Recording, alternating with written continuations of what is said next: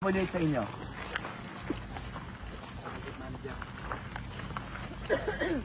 Pakisabi,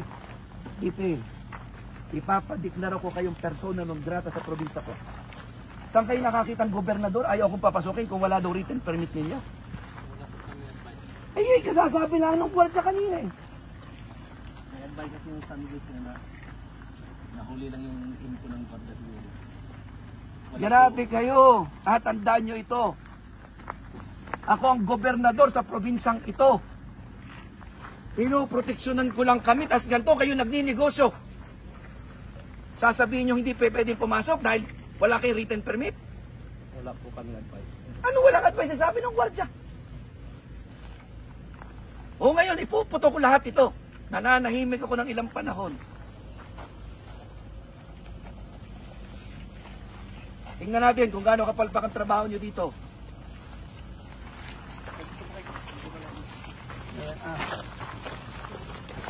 Ano ha? Tingnan mo oh. Closed. Closed under construction. Bakit? Pag under construction ba isang bagay, pinagbabawal na pumasok at bisitahin? Kaya nga may audit eh. Kung ngayon, ako nananawagan ito sa ating mga kinatawan. Wala namang project na hindi dadaan ng Kongreso. Lahat ng project dumadaan ng Kongreso. Sa ating sanggunian, palalawigan yan. Ano ibig sabihin niyo po, Governor, na dumadaan sa Kongreso? So, lahat naman ng funds dumadaan sa kanila eh. Dapat na dumadaan sa kanila, public funds to. At kung public funds to, dapat ito yung open to public scrutiny. Okay. Tama po ba? Kung ito open for public scrutiny, ang DPWS under ng pamahalang nasyonal, ikastiguhin nila ngayon ito. Sinabi niyo po dumadaan sa Kongreso, may kinalaman ba mga kongresista Wala dito? ko kung sinasabi gano'n. Sinasabi ko lang, sis, dumadaan ito sa inyo kung gusto nyo malaman ang katotohanan tungkol dito. Alam niyo, kaloob-luman, sino ba nagpondo nito? Sino nag-insert ng pondong ito? Ako, uulitin ko, nagpapasalamat ho ako sa napakalaking pondong nilagay sa probinsya namin. Maganda naman sana eh. Ang gusto nga lang natin maiayos ang design. Ang original na gusto ko dito, ang design sa halip na buhangin ng gitna, konkreto na buo. In-explain ko na yan kay Director noong 2023. Sabi ko, ayoko niyan. Sabi niyo, maganda Gob ang disenyo niyan. Ilang buwan ko yung pinatigil ang construction. Sabi niyo, Gob, maganda yan, napakaganda ho niyan. Dire-diretsong boulevard. Eh bakit sabi niyo putol-putol kung dire-diretsong boulevard?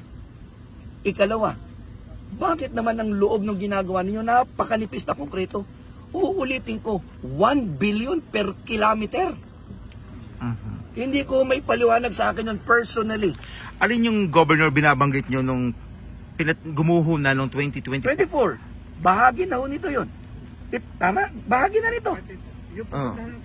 Sa barangay dito na mismo, sa Mulawin. Mulawin. Gumuho na yan ng 2024. Yan yung project ng 2023. Gumuho, July 18. Nireport na yan. Sinabi ko na yan kay Direktor.